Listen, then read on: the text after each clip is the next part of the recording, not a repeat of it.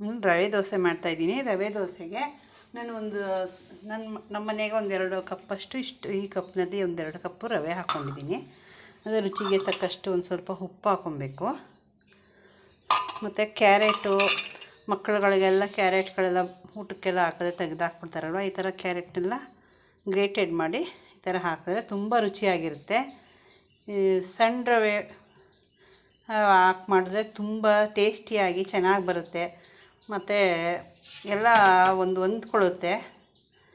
ರವೆ ದೋಸೆ ಇದು ತುಂಬ ಈರುಳ್ಳಿ ಎಲ್ಲ ಏನು ಮಾಡ್ತೀವಿ ನಾವು, ಬಾಯಿಗೆಲ್ಲ ಸಿಗುತ್ತಲ್ವ, ಆಮೇಲೆ ಮೇಲ್ಮೇಲೆ ಹಿಂಗೆ ಹಾಕಿದ್ರೆ ಅದು ಎಲ್ಲ ಉದುರೋಗುತ್ತೆ. ಈ ಥರ ಹಾಕಿದ್ರೆ ನಾವು ನೋಡಿ ಒಂದೊಂದೇ ಹಾಕ್ತಾಯಿದ್ದೀನಿ.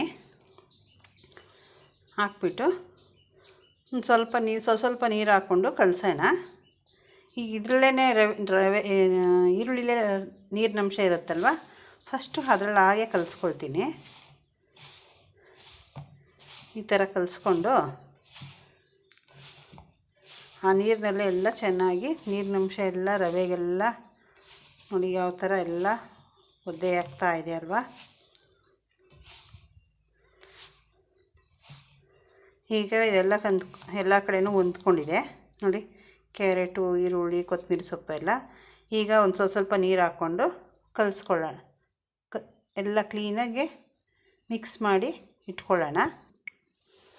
ಈಗ ಸ್ವಲ್ಪನೇ ನೀರು ಹಾಕ್ಕೊಂಡು ಕಲಸಿ ಒಂದು 10 ನಿಮಿಷ ಹಾಗೆ ಇಟ್ಬಿಡಬೇಕು. ಆಮೇಲೆ ನಿಮಗೆ ಯಾವ ಕನ್ಸಿಸ್ಟೆನ್ಸಿಯಲ್ಲಿ, ತೆಳ್ಳಗೆ ಅಥವಾ ಗಟ್ಟಿಗೆ ಬೇಕಾ, ರೊಟ್ಟಿ ಥರ ಬೇಕಾ, ಆ ಥರ ನೀವು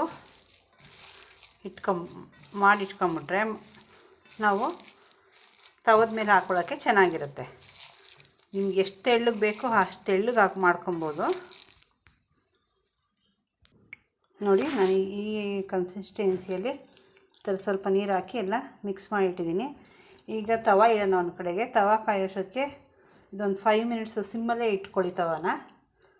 ಆವಾಗ ಅಷ್ಟೊತ್ತಿಗೆ ಇದು ಸ್ವಲ್ಪ ಒಂದು 5-10 ನಿಮಿಷ ಹಾಗೆ ಕಲಸಿಟ್ಬಿಟ್ರೆ ಸಾಫ್ಟಾಗಿ ಚೆನ್ನಾಗಿ ಬರುತ್ತೆ. ನೋಡಿ ತವ ಕಾಯೋಕೆ ಇಟ್ಟಿದ್ನಲ್ಲ, ಅದರ ಮೇಲೆ ಸ್ವಲ್ಪ ಆಯಲ್ ಹಾಕಿ ಈ ಥರ ಸ್ಪ್ರೆಡ್ ಮಾಡಿಬಿಟ್ಟು ತವ ಸ್ವಲ್ಪ ಕಾವು ಎಲ್ಲ ಕೈಗೆ ಹಬೆ ಈ ಥರ ಇಟ್ಕೊಂಡು ನೋಡಿ, ಹಬೆ ಹೊಡಿತಾಯಿದ್ರೆ ಆವಾಗ ಸಿಮ್ ಮಾಡ್ಕೊಳ್ಳಿ ನೀವು. ನೋಡಿ ಈ ಥರ ಸಿಮ್ ಮಾಡಿಕೊಂಡು ಇದ್ರ ಮೇಲೇ ಈ ಥರ ನೀವು ತಟ್ಕೊಬೋದು.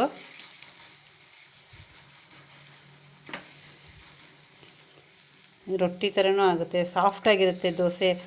ರೊಟ್ಟಿ ಅಂತಂದರೆ ಸ್ವಲ್ಪ ಹಾರ್ಡಾಗಿ ಬರೋಲ್ಲ, ಇದು ಫುಲ್ ರವೆ ಹಾಕಿರೋದ್ರಿಂದ ತುಂಬ ಸಾಫ್ಟಾಗಿರುತ್ತೆ. ಮತ್ತು ನೋಡಿ ಕ್ಯಾರೆಟು, ಈರುಳ್ಳಿ ಮತ್ತು ಕೊತ್ತಂಬರಿ ಸೊಪ್ಪೆಲ್ಲ ಹಾಕಿರೋದ್ರಿಂದ ಅದು ಎಲ್ತ್ಗೂ ಒಳ್ಳೆಯದು. ಕಣ್ಣಿಗೆ ಈರುಳ್ಳಿ, ಕೊತ್ತಂಬರಿ ಸೊಪ್ಪು ಮತ್ತು ಕರಿಬೇವಿನ ಸೊಪ್ಪು, ಕ್ಯಾರೆಟ್ ಎಲ್ಲ ಹಾಕಿರೋದ್ರಿಂದ ಹೆಲ್ತ್ಗೂ ಒಳ್ಳೆಯದು. ಕಣ್ಣಿಗೆ ಕ್ಯಾರೆಟು ತುಂಬ ಒಳ್ಳೆಯದು ಮಕ್ಕಳುಗಳಿಗೆ.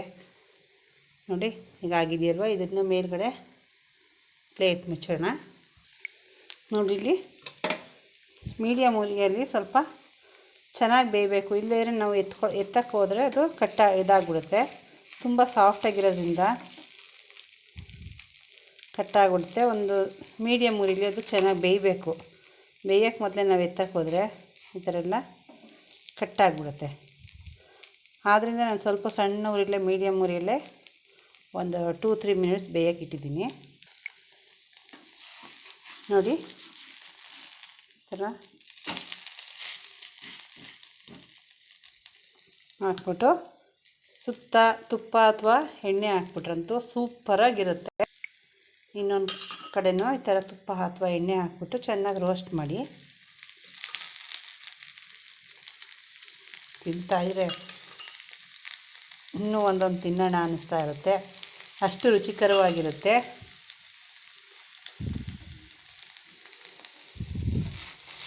ಮತ್ತು ನಾವೆಲ್ಲ ತುಪ್ಪ ಎಲ್ಲ ಹಾಕಿರೋದ್ರಿಂದ ಇನ್ನೂ ಟೇಸ್ಟಿಯಾಗಿ ಬಂದಿರುತ್ತೆ.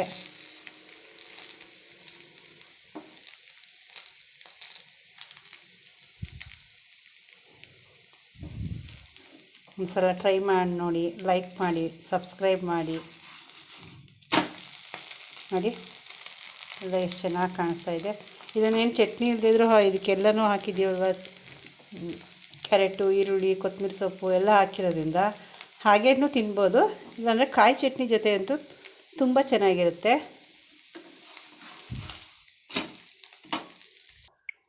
ನೋಡಿ, ರವೆ ದೋಸೆ ವಯಸ್ಸಾದವ್ರಿಗೆ, ಮಕ್ಕಳುಗಳಿಗೆಲ್ಲ ಚೆನ್ನಾಗಿರುತ್ತೆ, ಟೇಸ್ಟಿಯಾಗಿರುತ್ತೆ.